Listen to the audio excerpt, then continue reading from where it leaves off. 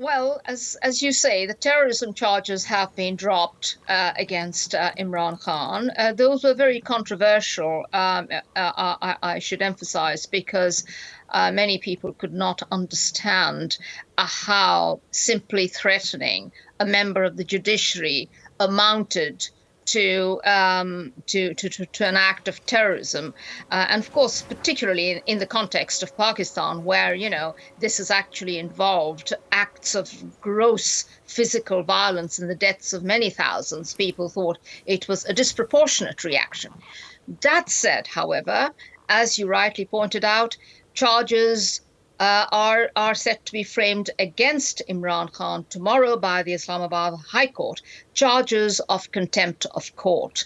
Now, if those go ahead, and it looks like they probably will, there will, of course, have to be a trial. And if he is convicted, he risks being disqualified and therefore unable to contest the next general elections.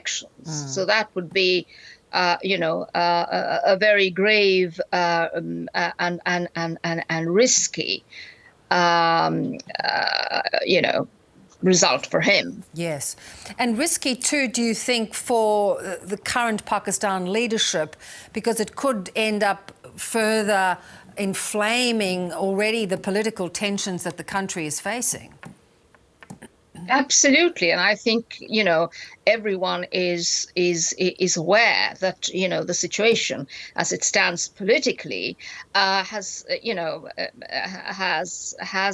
every possibility of escalating, and already we've seen today security being beefed up in the capital, Islamabad, because, of course, the government and government officials fear that there will be a reaction tomorrow if the Islamabad High Court goes ahead and indicts Imran Khan. So I think no one is under any illusion that the situation could deteriorate very sharply.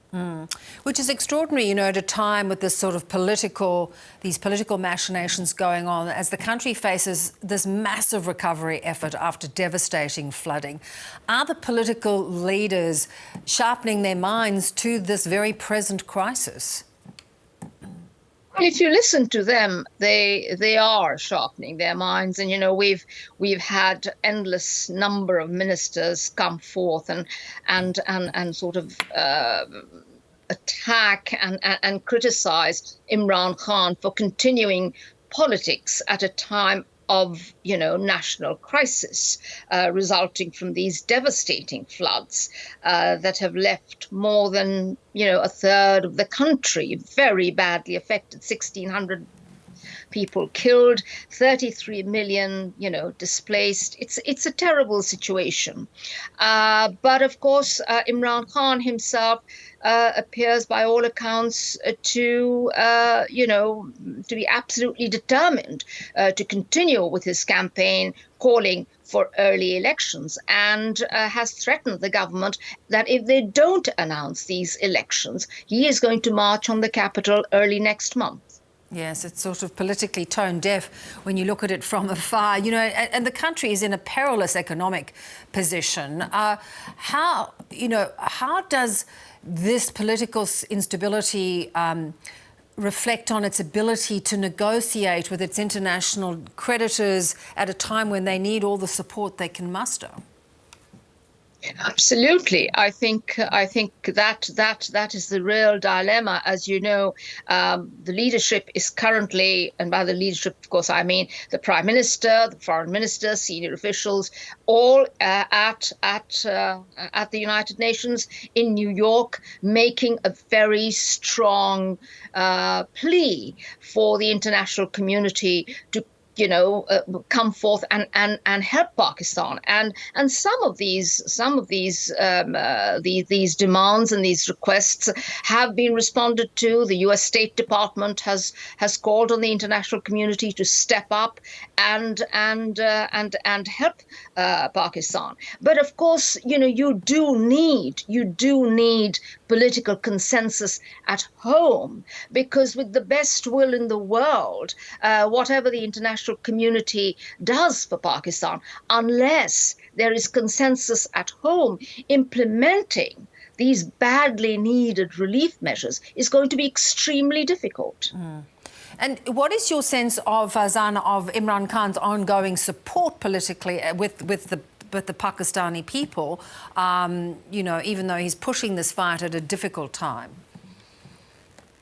Well, what is so extraordinary is that even though Pakistan is facing a huge crisis at the moment, his popularity let's say his political stance, in other words, his determination to continue, politics at all costs, appears not to have dented his standing or his popularity. He remains extremely popular.